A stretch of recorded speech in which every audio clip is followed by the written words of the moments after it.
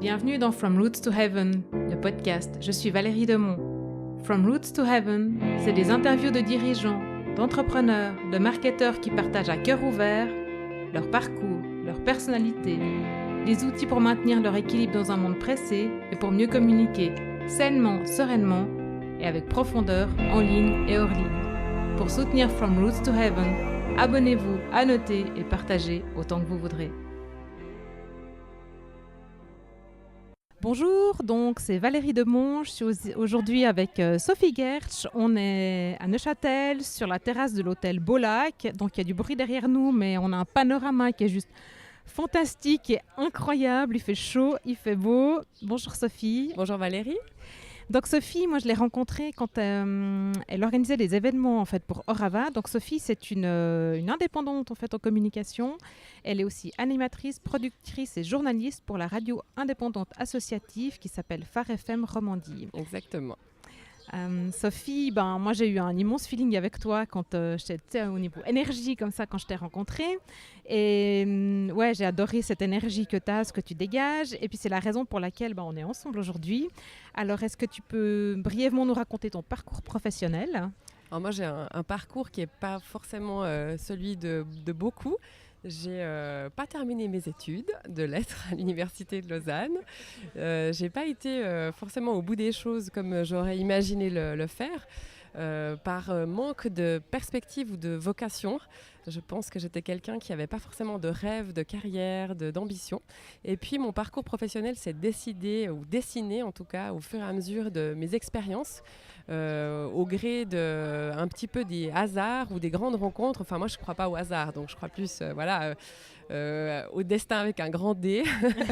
Opportunités. Voilà. Et puis en fait, la chance j'ai eu la chance de rencontrer des personnes sur mon parcours qui m'ont fait confiance dans plusieurs domaines, dont au départ l'animation radio. J'ai commencé comme ça un petit peu en tâtonnant sur des choses, on va dire privées, où on s'est un peu amusé avec des amis au début. Et puis ensuite, le journalisme s'est un peu invité dans ma vie à la faveur d'un stage que j'ai fait parce que je cherchais quand même ma voix, malgré tout. Et puis j'ai commencé un stage en rédaction dans une rédaction protestante indépendante qui s'appelle Alliance Presse aujourd'hui. C'est un groupe de presse protestant. Et puis en fait, j'ai appris mon métier de journaliste sur le tas. Donc voilà, on m'a fait confiance. Après 3 mois, on m'a proposé un contrat et je suis restée pendant 10 ans dans cette structure, en commençant par l'écrit donc. Ouais.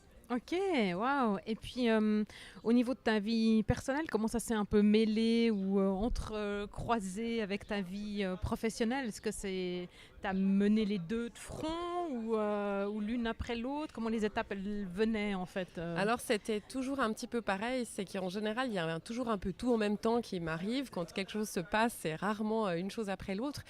Et puis après, par choix aussi, j'ai toujours souhaité travailler. Quand on est une femme, on sait qu'à un moment donné, la question du mariage, des enfants qui peut se poser. Clair.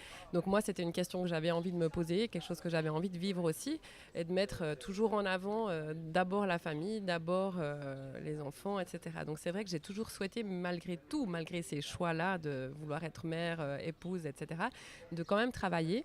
Donc j'ai conjugué du temps partiel la plupart du temps, avec des petits pourcentages dans mon métier. J'ai eu la chance de trouver quand même des opportunités où je pouvais travailler de mon métier, continuer à faire des rencontres intéressantes, mener des projets, gérer une rédaction en chef. À un moment donné, je me suis retrouvée avec la rédaction en chef d'un magazine féminin du groupe de presse qui m'employait.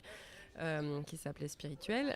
Donc le magazine, je l'ai géré pendant ma mat, en dehors, quand je pouvais. Enfin, j'étais plutôt du style à pas m'arrêter, à essayer de quand même conjuguer un peu tout pour vivre les choses assez intensément, on dira. Okay, mais j'avais soif de ces rencontres et besoin de ces rencontres aussi pour mon équilibre de maman et d'épouse à ce moment-là. Et de femme globale, en fait. Voilà, exactement. Oui, c'est ça. Bon, je crois qu'on va se rejoindre sur plein de points. Donc après 10 ans d'entrepreneuriat, de journaliste, c'est là que tu as décidé de te mettre à ton compte ou comment ça s'est posé en fait, le côté indépendante, le côté collaboratrice ? Alors en fait, le côté de l'indépendance est arrivé un petit peu aussi là, à la faveur des rencontres que j'ai faites. Je me suis rendu compte qu'autour de moi, il y avait des besoins en communication auxquels potentiellement je pouvais répondre. On me demandait conseil un petit peu à gauche à droite. Ça arrivait que d'abord ça a commencé par des amitiés, des gens qui m'ont mais toi tu saurais peut-être, etc. Ou tu aurais quelqu'un dans ton réseau ça arrive un petit peu par des petites questions un peu anodines. Et puis suite à mon expérience dans le journalisme de presse, on a déménagé ensuite en famille pour le travail de mon conjoint à ce moment-là. On est parti dans un autre canton où là j'ai commencé à travailler pour de la télé.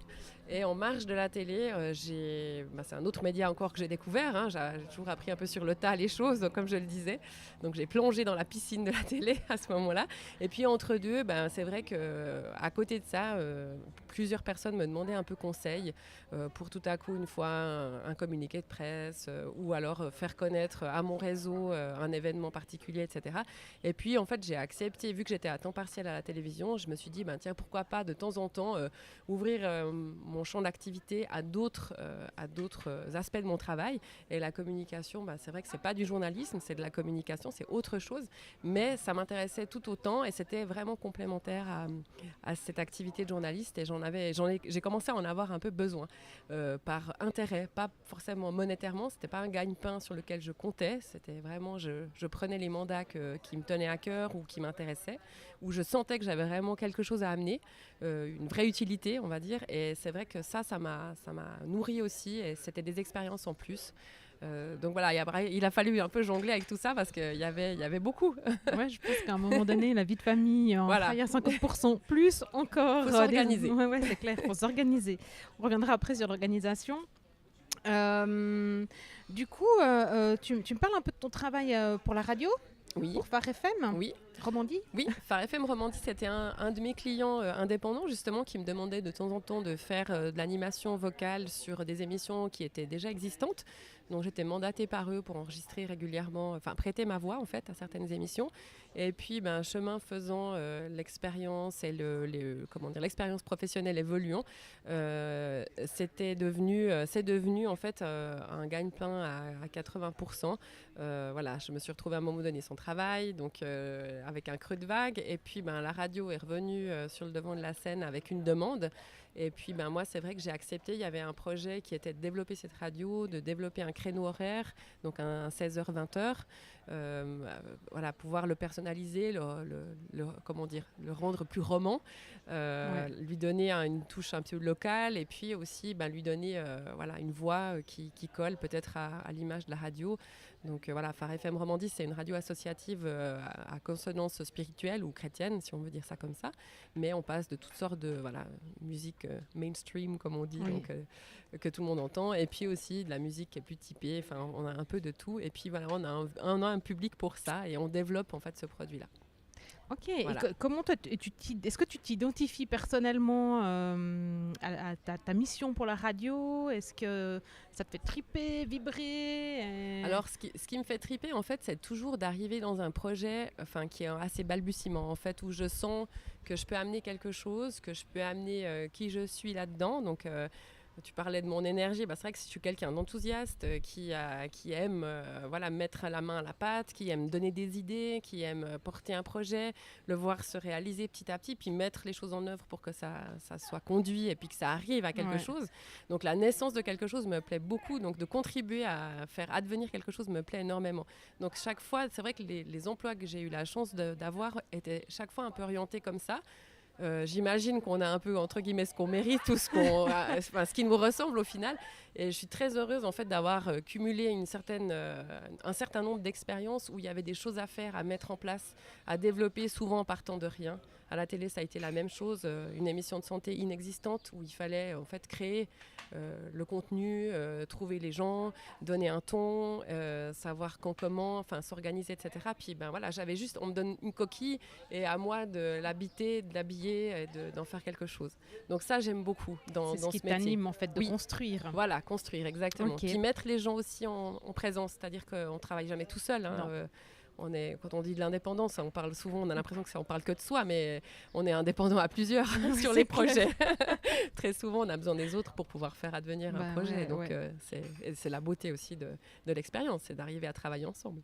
Et tout à l'heure, tu parlais d'énergie, j'en ai parlé dans l'intro.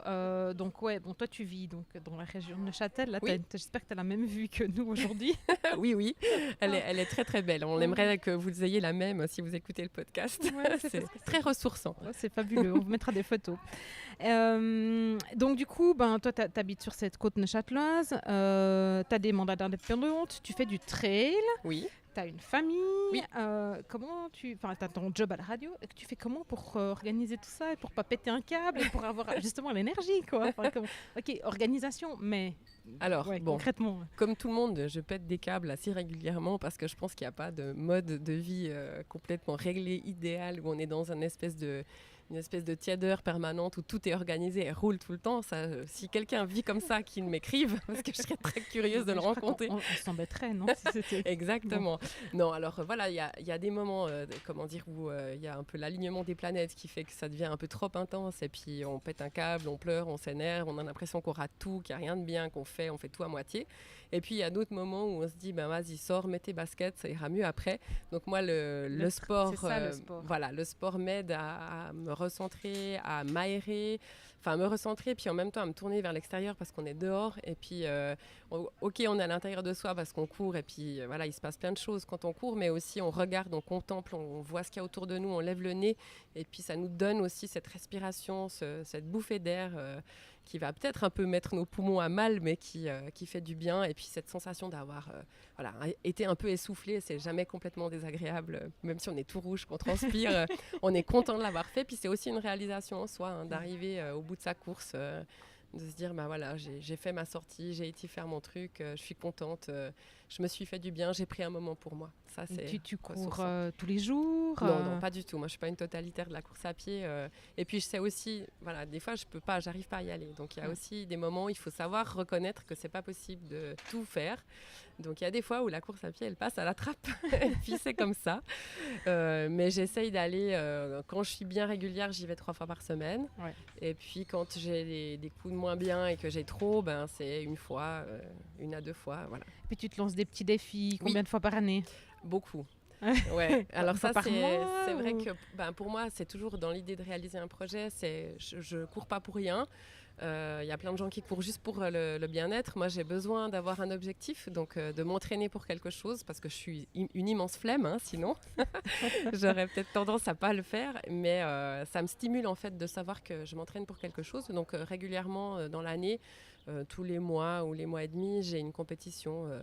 Soit quelque chose que j'ai déjà fait, que je connais bien, une course populaire que j'ai déjà pratiquée, ou alors un événement un peu plus spécial comme un marathon, où là, j'ai mon premier Ultrax, donc c'est un tour, c'est un tour dans le bas vers Zermatt, voilà, où on a cette chance d'avoir profité du beau panorama qui est l'autre. C'est combien de kills? Bon, là, c'est 24, ça va. Ah, ça va. C'est pas un marathon, mais ça grimpe. Ça grimpe, ça grimpe beaucoup. Et c'est la plus belle course que tu as faite, c'est quoi? C'est très difficile parce qu'elles sont à chacune, elles ont leur spécialité, et autant la montagne que la route me plaisent. Je pense que comment dire ça, c'est une question super dure en fait. Et je crois que j'arriverai pas à donner de réponse sur une seule course. Peut-être le premier marathon que j'ai fait, parce que c'était une distance que j'avais jamais courue, parce que j'ai découvert plein de choses sur mon corps, parce que voilà, c'était une révélation sur beaucoup de points, et que ça a été un entraînement assez intense, que c'était, il fallait caser ça dans ma vie de famille, comme tu disais. Un entraînement marathon, c'est vite compliqué, parce qu'il faut vite faire des heures. Donc, c'est clair, si on ne veut pas arriver complètement à la ramasse comme une fleur. Mais c'était peut-être mon premier marathon qui était à Vienne. Aussi, j'ai retrouvé ma famille d'Autriche que je n'avais pas vue depuis 20 ans. Donc, c'était... il y avait une sorte d'ensemble qui faisait que ça donnait une couleur un peu spéciale à cet événement-là.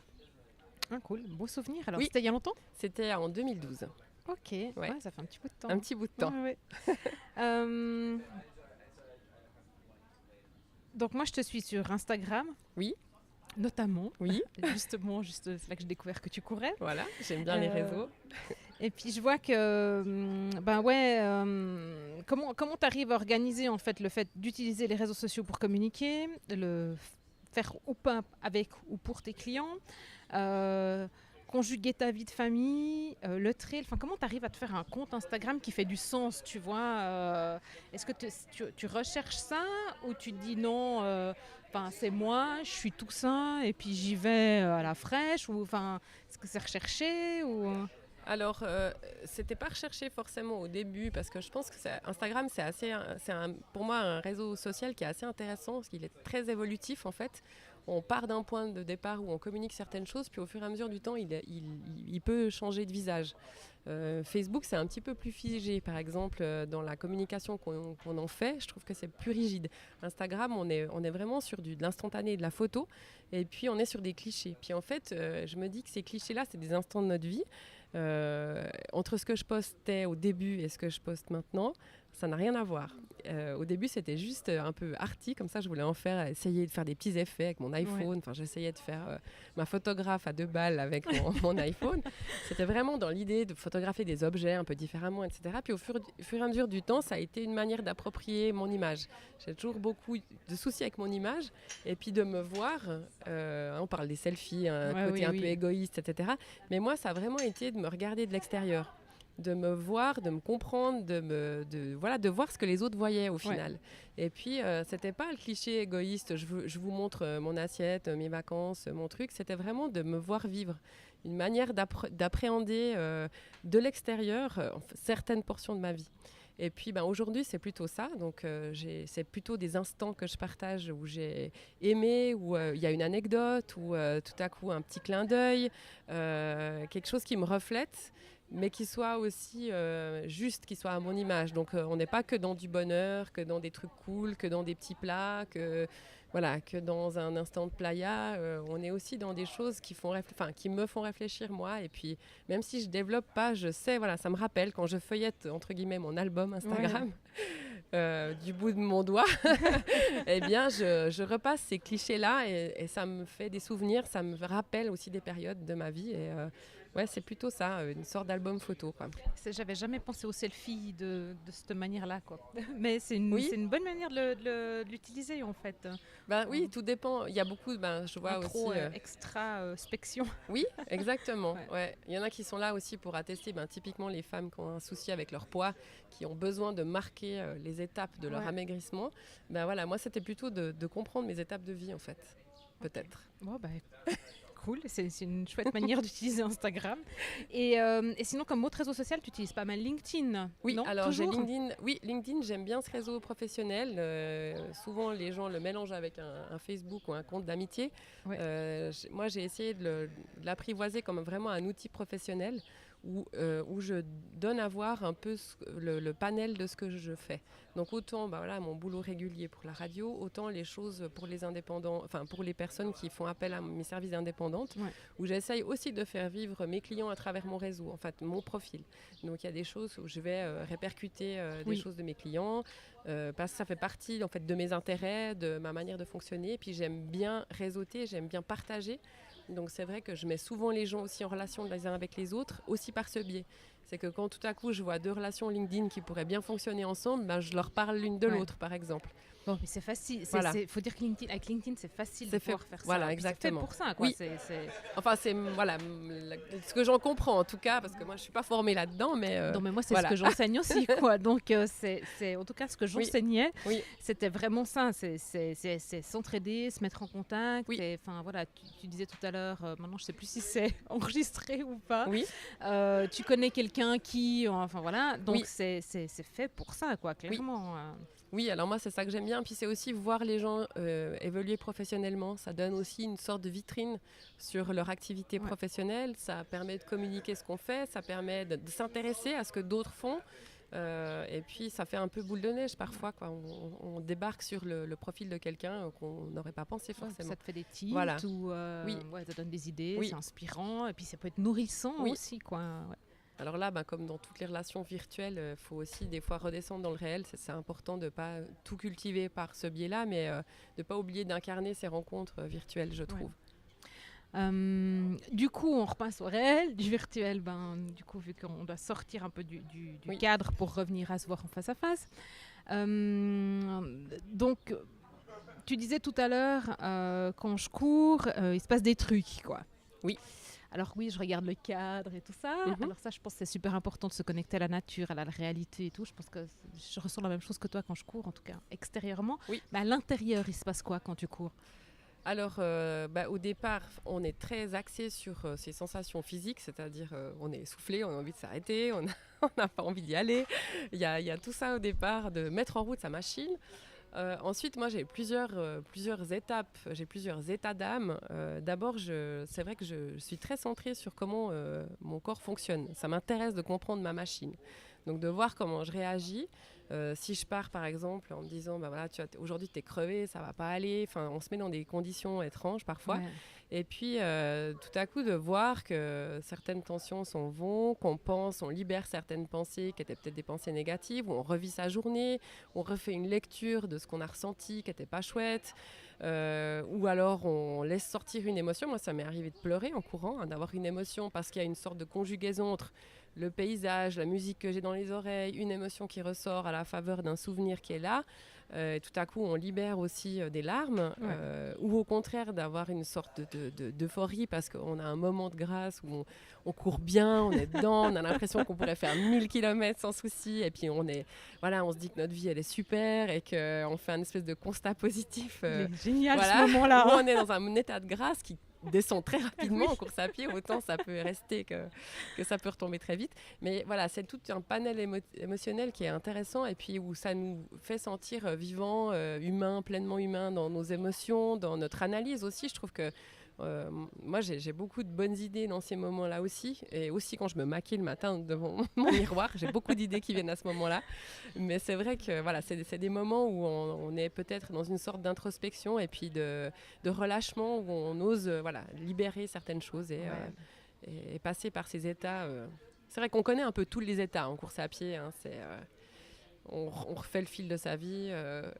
Voilà, comme on disait, suivant quelle course tu fais, où tu cours 3 heures, tu faut avoir une vie intérieure très riche. C'est pas faux. Ouais, c'est ça. C'est pas Il faut faux. que ça t'occupe la tête pour pas que tu penses que t'as mal, quoi. Ou que c'est dur ou que c'est encore long. Quoi. Voilà.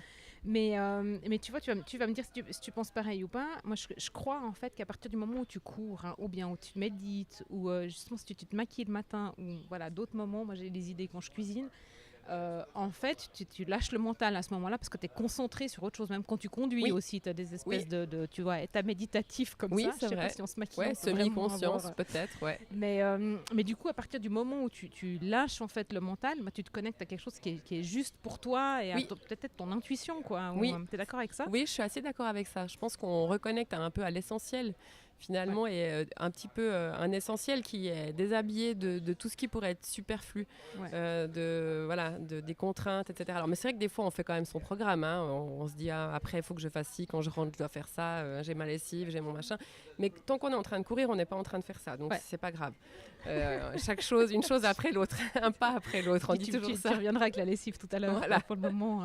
Exactement. Mais c'est vrai que je crois qu'on reconnecte à un truc essentiel qui est un petit peu sauvage, peut-être, primitif.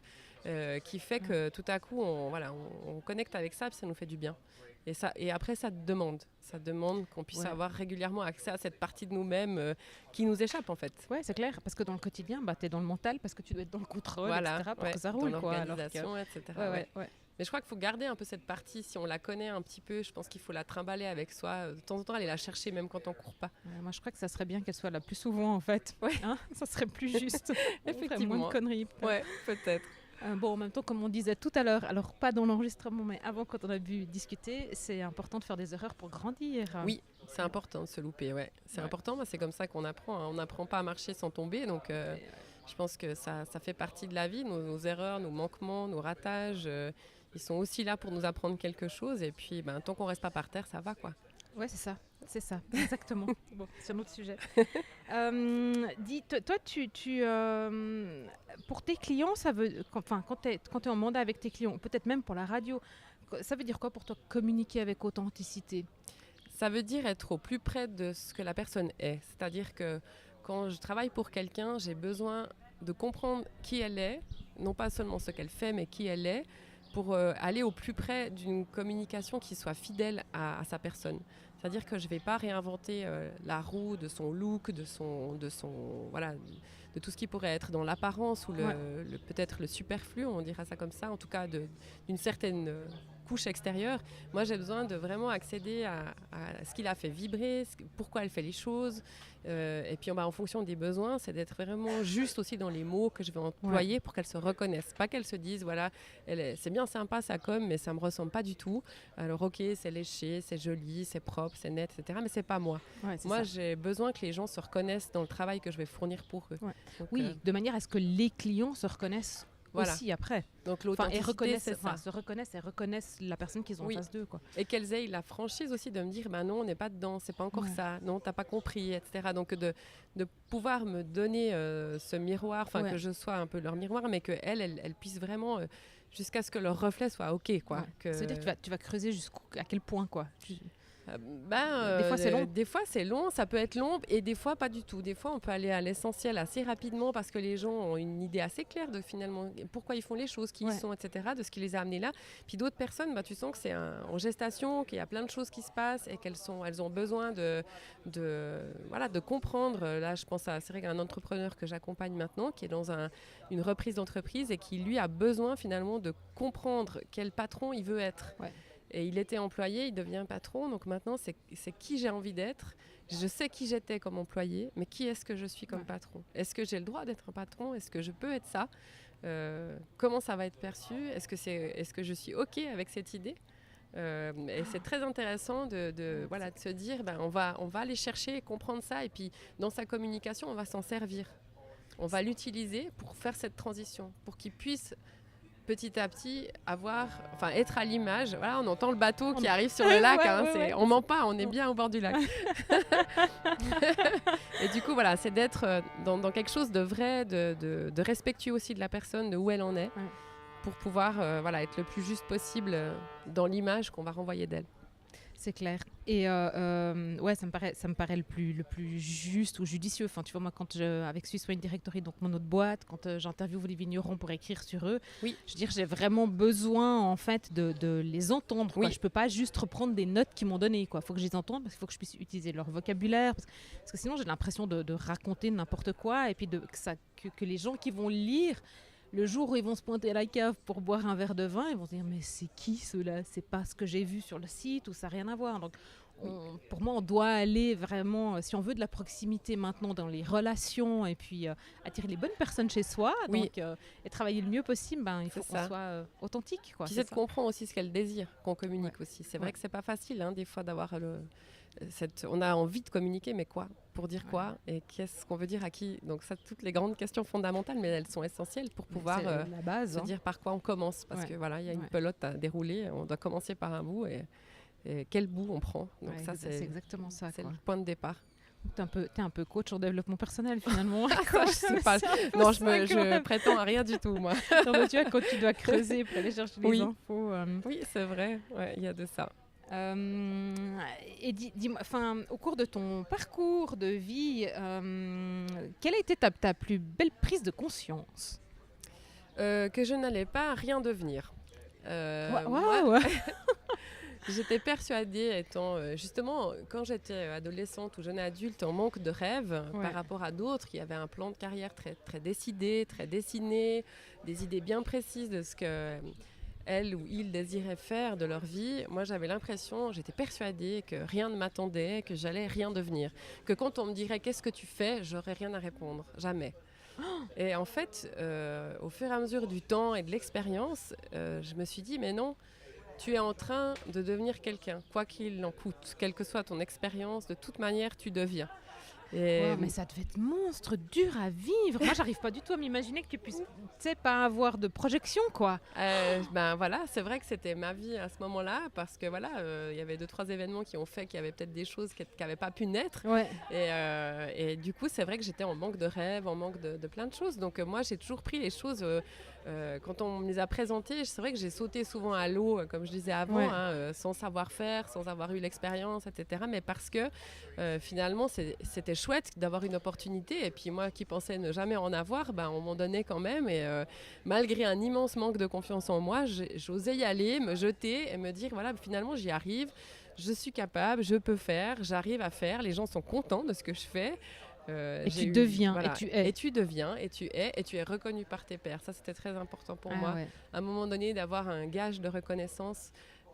Parce que longtemps je me suis sentie illégitime dans mon métier. Voilà, j'ai pas fait l'école de journalisme, j'ai pas forcément été au bout des choses, etc. Donc à un moment donné, d'avoir cette reconnaissance des pairs par un prix notamment, ça m'a attesté quelque chose, en tout cas prouvé à moi-même que c'était un pléonasme. En tout cas, ça m'a prouvé que j'étais arrivée quelque part et que j'avais encore de la route à faire, mais qu'en tout cas, il y avait un point d'ancrage qui me montrait que voilà, là, la balise, elle est là, j'ai fait tout ça.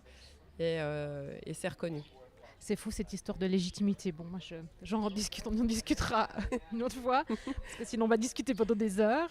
Mais ouais, ça sera le sujet d'une prochaine interview, la légitimité, ou d'un interview groupé avec plein d'entrepreneurs. Voilà.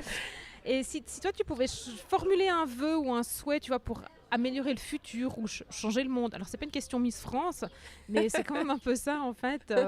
Voilà, fondamentalement, ce que tu penses que à ton échelle, tu peux changer quelque chose, quoi, ou t'aimerais, quoi. À mon échelle, je crois que c'est en fait d'arriver à incarner certaines valeurs qui me sont essentielles dans le travail, et puis à donner envie aux gens qui sont autour de moi de peut-être cultiver ces valeurs-là, ou en tout cas de trouver les leurs, et puis de les mettre en action. Moi, je suis très axée sur les principes de partage, de reconnaître les compétences de l'autre, de valoriser en fait les talents, de pouvoir dire merci, aussi être dans la reconnaissance du travail qui est fait, aussi d'être, comme on disait, la valeur d'authenticité, d'être le plus vrai possible dans l'approche qu'on a, hein, pas de biaiser les choses, mais d'essayer d'être d'être le plus honnête possible dans l'approche qu'on a avec un client, de pouvoir de jouer, d'incarner finalement ce qu'on est, les choses auxquelles on tient. Et puis moi, c'est ça peut-être, la reconnaissance, la reconnaissance des talents aussi, et puis une forme de bienveillance. C'est un mot qui veut rien dire, la bienveillance. Enfin, aujourd'hui on l'utilise un peu à toutes les sauces, mais c'est d'avoir ce vrai souci de vouloir faire du bien à l'autre par un travail qu'on donner cette plus-value qui n'est pas juste j'ai fait ce qu'on me demandait, c'est parfait, je m'arrête là, mais c'est d'avoir ce truc en plus où l'autre il va se sentir bien parce qu'on a bossé avec lui. Ouais. Voilà. Ça, alors du coup, je rebondis. Oui. Ça se passe comment ? C'est un truc chimique, c'est un palpable, c'est relationnel. C'est relationnel, je pense. C'est aussi dans la mesure. Quand on voit par exemple un mandat qu'on a effectué sur une opération de communication, de voir que l'autre allait retomber à une couverture média qui le satisfait, de voir qu'il est content, et puis qu'au-delà de ce résultat, on a développé une relation proche, où on arrive à se dire on retravaillera ensemble, c'était chouette, on a eu un super échange, il y a eu plus que juste un mandat effectué, on a une relation de confiance qui s'est tissée, tu comprends ce que je fais, je comprends ce que tu fais, j'ai envie qu'on avance, qu'on aille au-delà, etc. Et puis que ce soit la naissance de quelque chose, d'une relation peut-être, hein. On parle de relation de travail, mais je pense qu'avant tout il y a relation comme mot qui vient en premier, donc c'est de cultiver justement cette communication, cette saine communication, et puis ce petit plus qui fait qu'on a fait du bien par son travail.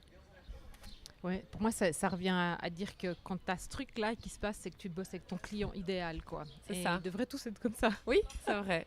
Alors après, on ne peut pas toujours marquer des goals à chaque fois, mais ça fait partie. Mais en général, on travaille, je pense, quand on est indépendante, finalement...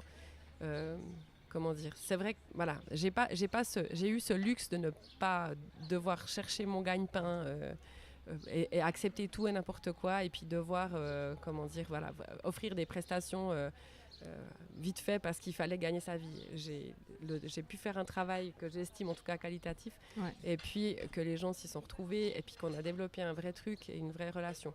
Après, y a des gens avec lesquels je ne retravaillerai pas forcément parce que la vie fait qu'ils changent, ils voient autre chose, ils voient autrement, etc. Mais n'empêche qu'au moment où c'était fait, c'était bien. Et puis on a les deux eu un vrai échange et on a appris des choses. Ouais, et puis c'était au-delà du win-win purement professionnel, quoi. Voilà. Ouais, c'est cool. Ouais, bah, en tout cas, je pense qu'on est 100% sur la même longueur d'onde. Donc, good vibes. Ouais, en tout cas, Sophie, bah, merci beaucoup pour ton temps. Si on veut te suivre, on fait quoi? Insta, LinkedIn? Alors Instagram, je suis sous Supergreen, c'est mon pseudo c'est mon pseudo Instagram. Supergreen avec un E à la fin, comme un green de golf. Et puis sinon, bah oui, j'ai un profil LinkedIn sous Sophie Gertsch Moana. J'ai un profil professionnel et puis mon entreprise entre guillemets d'indépendante, elle n'a pas vraiment de site ni de lien parce que voilà, j'ai toujours fonctionné au bouche à oreille, mais ça s'appelle Tu vois ce que je veux dire. Ah, c'est la classe, ça. C'est pour que les gens le disent plus quand j'ai appelé cette entreprise comme ça. Et puis si on veut écouter la radio?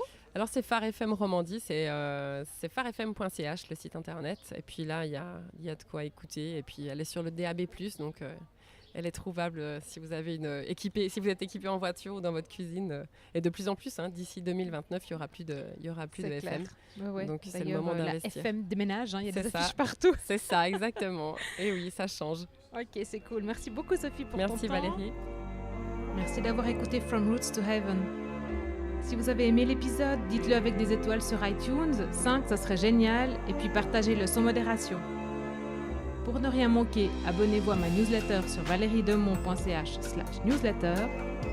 Vous me trouverez aussi sur LinkedIn, sur Insta et Facebook. Remontez-moi vos questions, vos remarques et aussi les invités que vous aimeriez entendre. À très vite dans From Roots to Heaven.